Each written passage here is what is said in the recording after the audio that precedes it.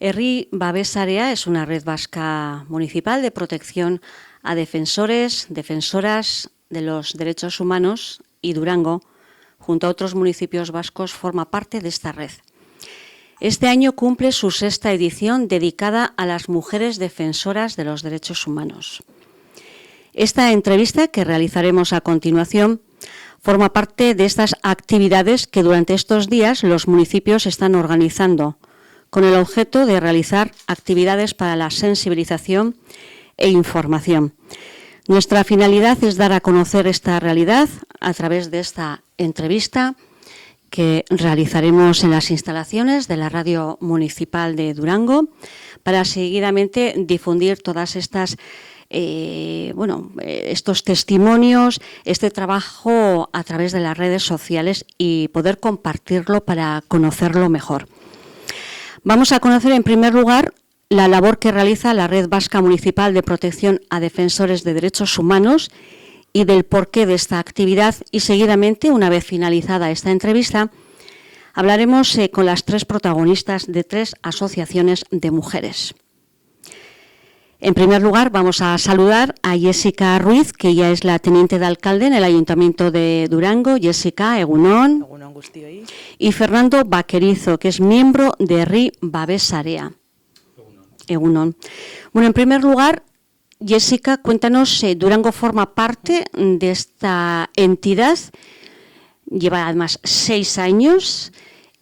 ¿Cómo y con qué idea participa Durango? Sí, bueno, Durango está desde el principio dentro de la red. Es verdad que en aquel entonces había otra corporación municipal, pero me consta que desde el momento en que Herri Babesarea se puso en contacto con el ayuntamiento, que desde el principio el ayuntamiento de Durango estuvo totalmente dispuesto a participar dentro de esta red, pues porque lo que defiende creo que es un poco lo que tenemos que defender desde todas las partes políticas que se pueda, que es pues defender a esa gente que, aunque suene redundante, defiende los derechos humanos. Y además, justo este año además, este foro itinerante está muy centrado en el tema de la mujer, porque si hay que seguir defendiendo los derechos humanos, encima si eres mujer pues tienes aún que hacer una lucha un poco más grande. Entonces, pues bueno, el Ayuntamiento de Durango desde un principio ha estado, porque consideramos que es la base, los derechos humanos son la base de todo, y pues dar las gracias a Herri Babesarea, que desde un principio pensó en Durango. Es verdad que luego contará Fernando, Herri Babesarea lo que pretendió es hacer ayuntamientos de todos los colores políticos para que sea algo en el que pues nos sintamos todas y todos formar parte de ella. Y creemos que es muy interesante, y pues sobre todo esta posibilidad de poder que la gente conozca esas luchas que estas personas llevan en otros países.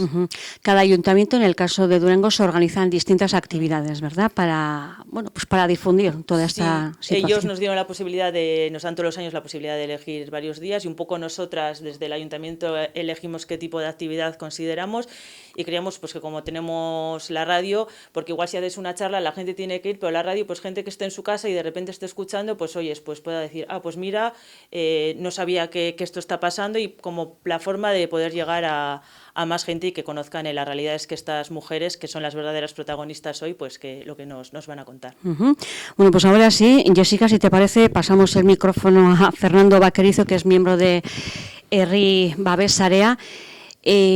¿Cómo surge toda esta historia?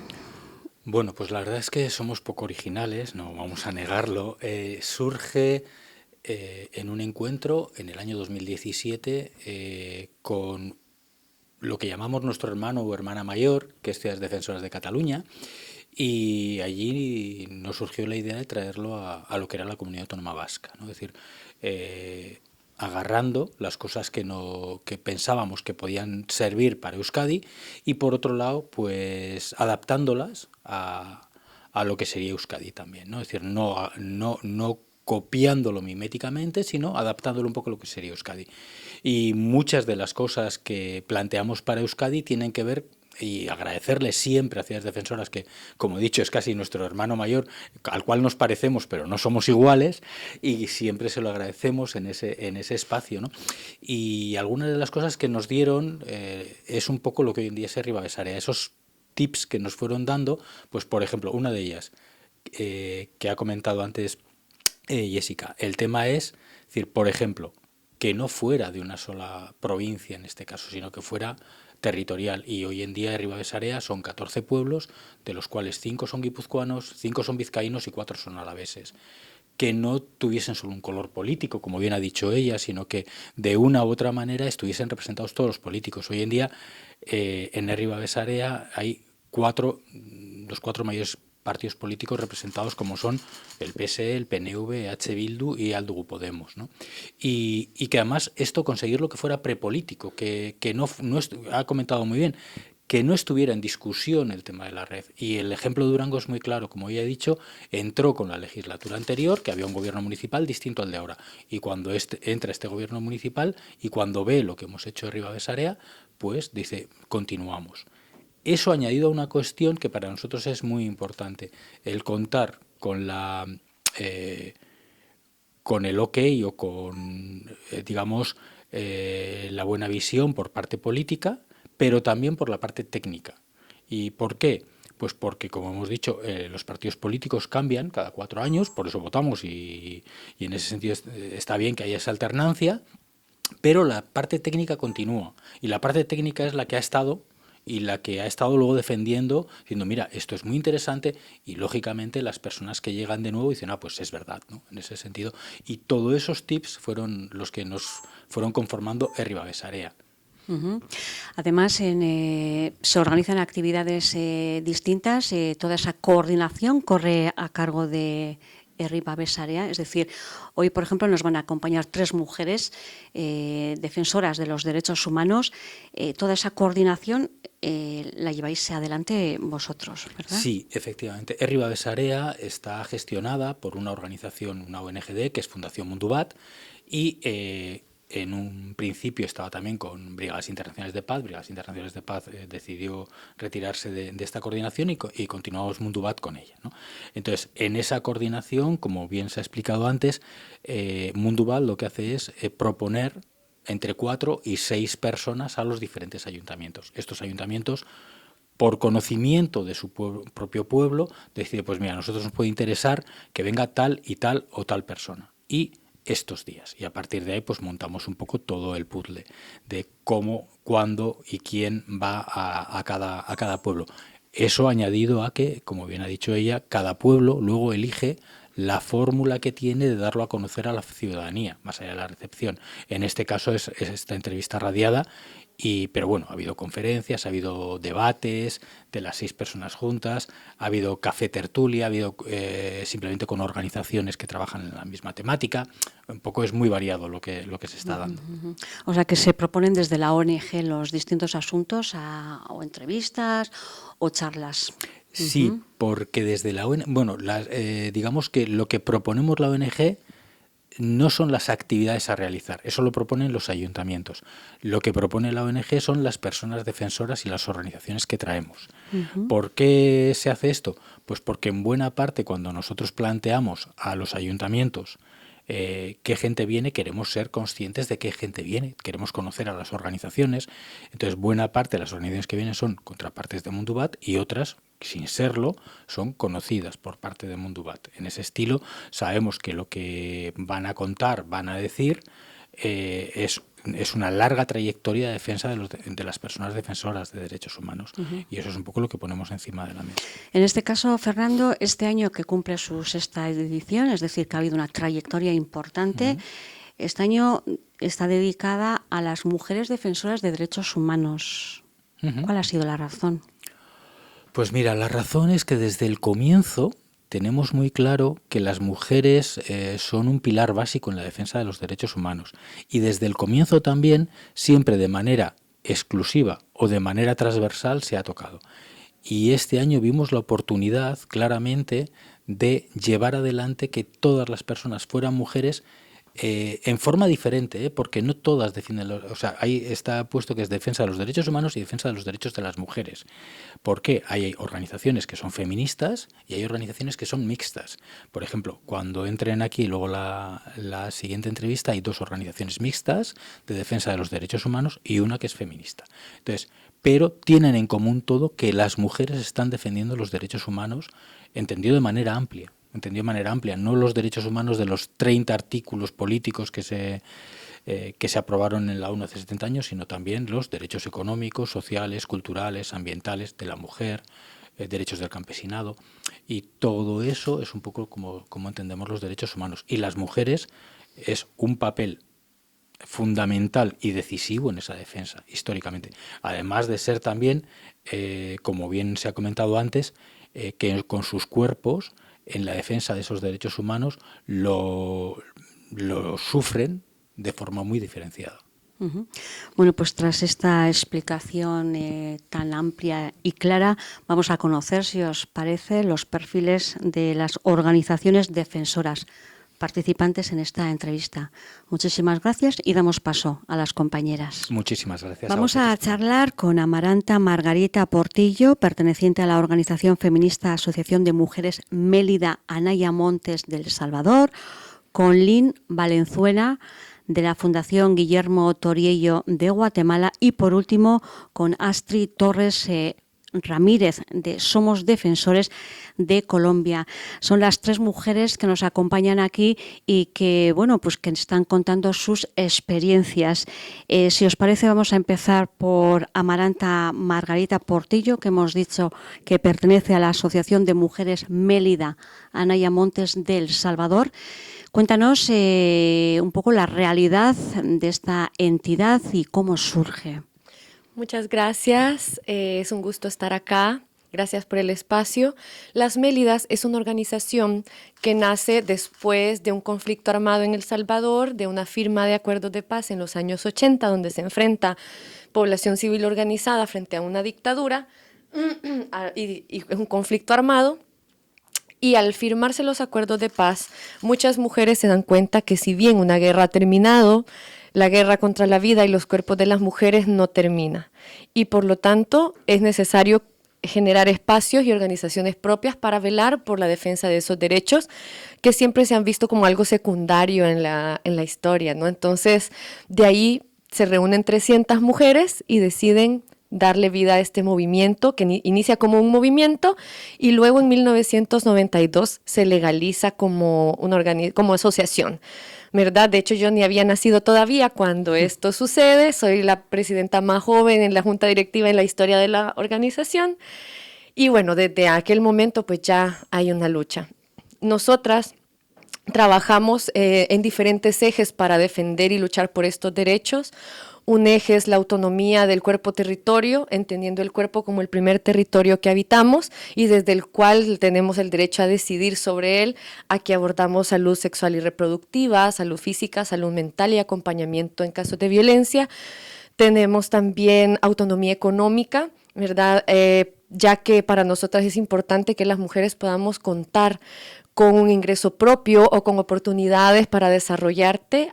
Desde aquí hacemos capacitaciones, formaciones para elaboración de productos, para cocinar, para agricultura, ecofeminismo, agroecología, ¿verdad? Para que las mujeres puedan tener un huerto, un cultivo comunitario.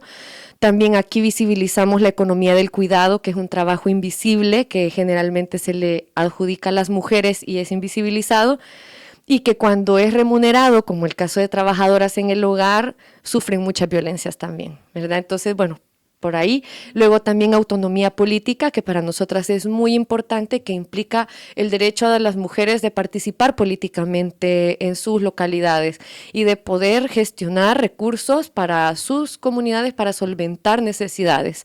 Y que hayan mujeres conscientes en sitios o en lugares de toma de decisión, que también sucede muy poco, ¿verdad? Desde aquí hacemos incidencias, movilizaciones, solicitudes a gobiernos tanto locales como al gobierno central. Sin embargo, todas estas áreas que he mencionado se han vuelto un reto abordarlas en este último tiempo, porque ahorita estamos en una situación inédita desde los acuerdos de paz. Estamos viviendo una dictadura militar básicamente, en la que se han suprimido derechos constitucionales, entre ellos la libertad de asociación, libertad de expresión, libertad de movilidad y el derecho a un debido proceso, ¿verdad? Luego también tenemos el derecho a una vida libre de violencia, que es otro eje importante que para nosotras atraviesa todos los demás, porque las mujeres desde que antes de nacer incluso estamos expuestas a violencias en todo nuestro ciclo de vida y también en los diversos espacios en los que nos desenvolvemos, desde el hogar, la escuela, el trabajo, la calle, ¿verdad? Y incluso muchas mujeres que ya participan políticamente sufren violencias y que son violencias diferenciadas por el hecho de ser mujeres, que tienen que ver con su físico, con su vida, ¿verdad? Y así. Y luego el eje juvenil, porque para nosotras también es importante esta interconexión, bueno, más bien una intergeneracionalidad, ¿verdad?, al interior de nuestra asociación. Como les digo, yo soy la más joven, pero hay mujeres ahí que tienen años y años de lucha y de experiencia. ¿Cuántos años lleva este movimiento? Son 33 años, vamos a cumplir, porque desde el 92 al 2022, sí, vamos a cumplir 33 años el próximo año. ¿Y en estos últimos años ha mejorado esta situación, la situación de las mujeres? Realmente no, y ha empeorado, contrario a lo que se entiende, porque claro, desde hacia afuera, El Salvador es un país que ha tenido diferentes momentos de violencia, ¿verdad? Después de un conflicto armado, hay un abandono estatal total a la población y esto genera las condiciones para que se estructuren grupos criminales que se llaman pandillas. Y a lo largo de diversos gobiernos estas pandillas se consolidan y claro, las pandillas pues violan mujeres, extorsionan, golpean, hay muchas situaciones difíciles ahí. Y luego este régimen militar activa este régimen de excepción que pretende luchar contra las pandillas, pero antes eran las pandillas quienes violaban, golpeaban, extorsionaban, ahora también lo hacen los militares, ¿verdad? Y las mujeres siguen muriendo. Los feminicidios siguen subiendo porque muchas de las mujeres son asesinadas en sus casas. Eso quiere decir que son personas de confianza, sus parejas y otras.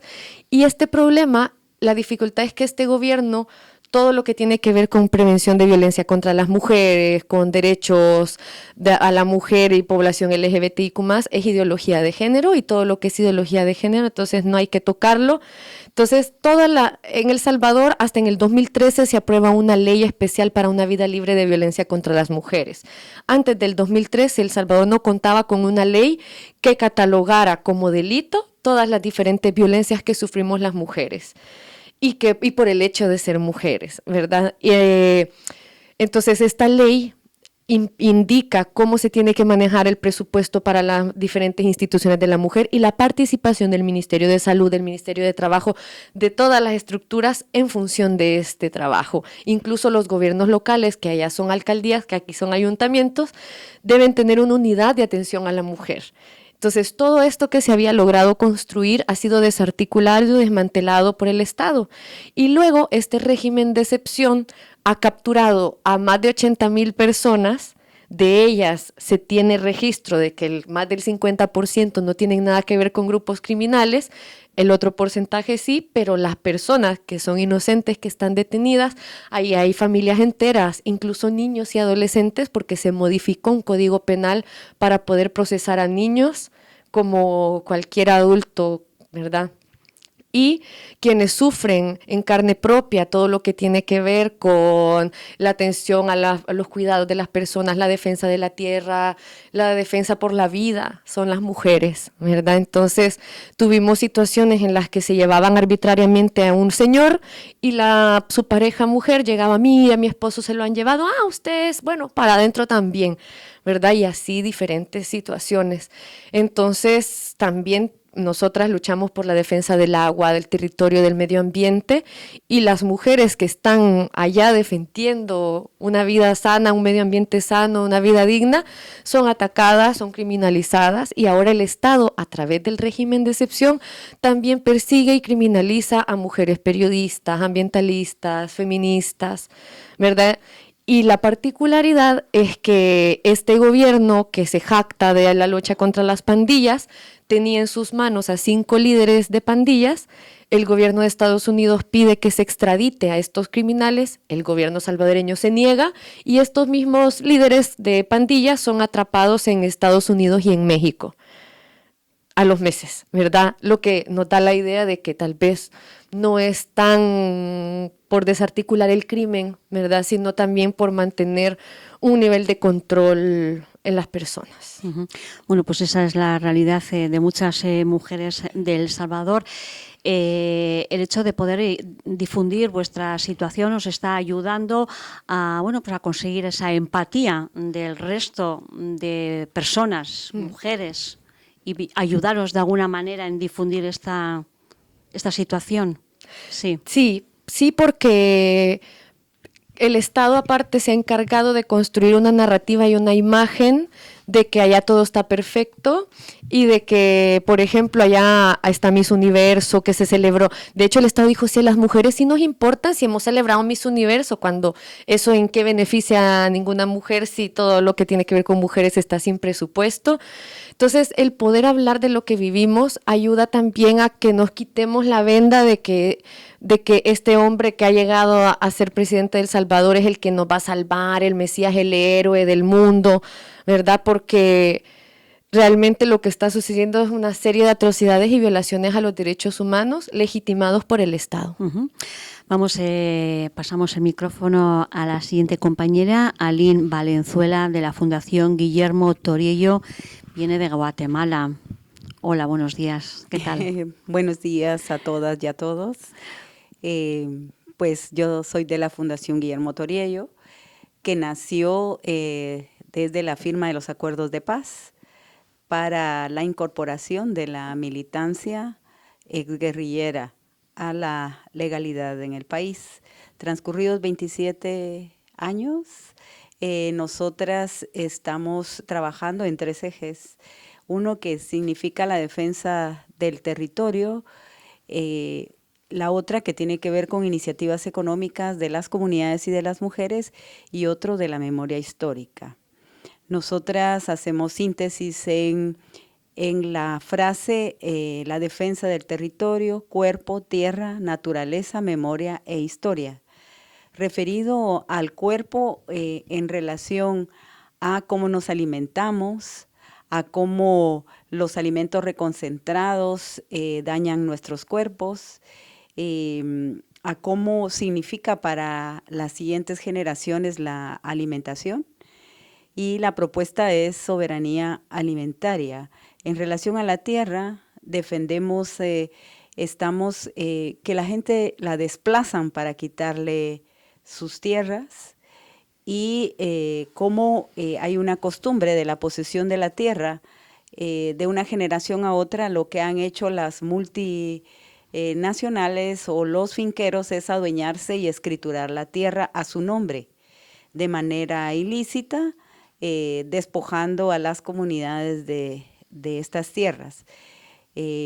Significa que nosotras estamos hablando en la defensa del territorio, es llegar poco a poco al buen vivir, pasando por el cumplimiento de los acuerdos de paz, sobre la democratización, sobre el cumplimiento de los derechos y la búsqueda esa del buen vivir para todas y todos. Sin embargo, hemos tenido que enfrentar el ataque a defensoras y defensoras de derechos humanos de tierra y territorio, porque tienen su particularidad, tienen un enfoque en la colectividad, porque están desapareciendo comunidades enteras que tienen que ir a otros lugares, la niñez se queda sin registro, y entonces ahí se impacta fuertemente su identidad, su arraigo en su comunidad y en el municipio.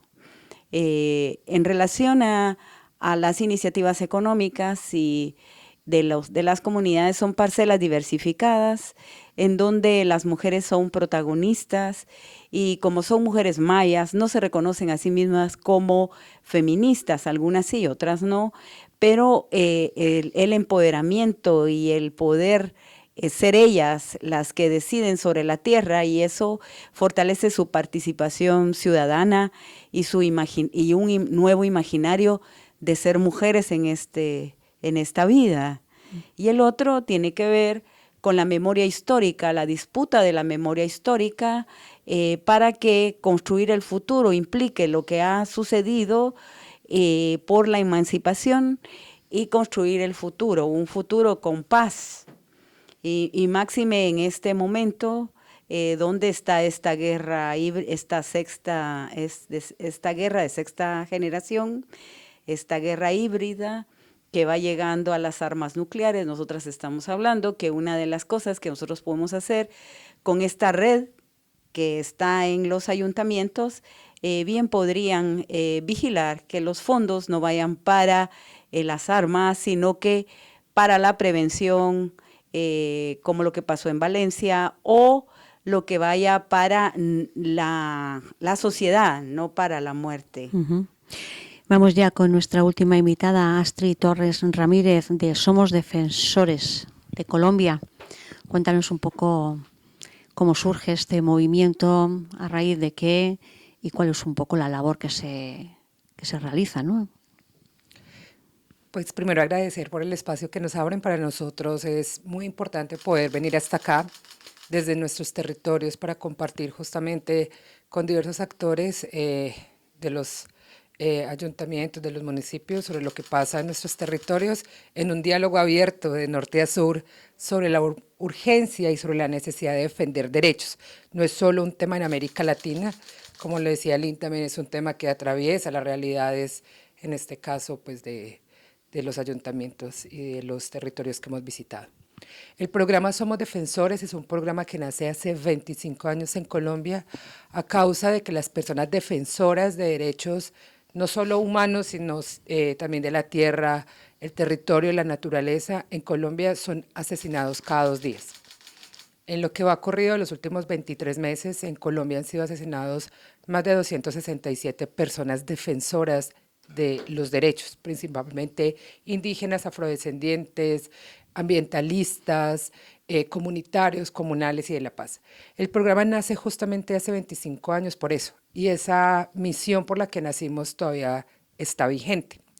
Entonces, el programa Somos Defensores tiene 5 ejes de acción. Uno es el de protección directa para personas defensoras y defensores, que es lo que nos permite a nosotros mover líderes y lideresas de sus territorios porque son amenazados.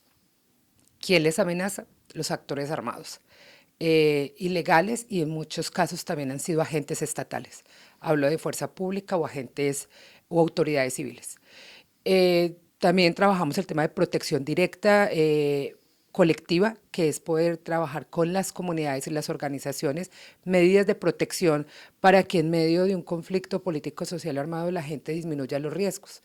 Entonces allí trabajamos temas importantes, por ejemplo, como las guardias indígenas, campesinas, cimarronas, guardias feministas, refugios humanitarios para que la gente en medio de los combates pueda llegar a un espacio físico con banderas blancas para que los actores armados sepan que allí hay población civil y pues se trate de respetar de acuerdo al derecho internacional humanitario que establece el principio de distinción. Pero también trabajamos otros temas de fortalecimientos organizativos. Trabajamos el tema de un sistema de información de agresiones contra personas defensoras, que es las que nos permite a nosotros permanentemente emitir informes de cómo estamos con las personas defensoras o cómo estamos y cómo somos agredidas las personas defensoras de derechos humanos en Colombia. Y pues así digamos que permanentemente emitimos cifras sobre entre 11 y 9 tipos de agresiones de personas defensoras. No solo son asesinatos, también son desapariciones, atentados, judicializaciones, violencia sexual, entre otras. Y con esa información podemos justamente hacer incidencia, que es otro eje político de nuestra organización, no solo con el Estado colombiano, sino también con la comunidad internacional, con las embajadas, con la Unión Europea, con diferentes actores, incluido el movimiento social y las autoridades, digamos en este caso de ayuntamientos y de otros territorios, que con Mundo VAD hemos podido venir a fin de que conozcan la realidad, buscando también esos diálogos políticos para que desde la ciudadanía de acá, desde el País Vasco, se pueda ejercer también cambios hacia las políticas exteriores que tiene España en nuestros territorios. Y finalmente tenemos un eje que es de comunicación estratégica, por el cual buscamos que se genere legitimidad de la labor de las personas defensores y defensoras, y también un eje estratégico que es el tema de la lucha contra la impunidad, porque en Colombia solamente de más de 1.333 asesinatos, solo se ha emitido en los últimos 20 años 179 sentencias. Eso indica que en Colombia tú puedes asesinar a una persona defensora y no te va a pasar absolutamente nada. Pues muchísimas gracias a las tres. Vamos a seguir con el programa diseñado en el Ayuntamiento de Durango, porque dentro de poco os espera una recepción en el Salón de Plenos. Muchísimas gracias por contarnos vuestra realidad. Muchas gracias a ustedes.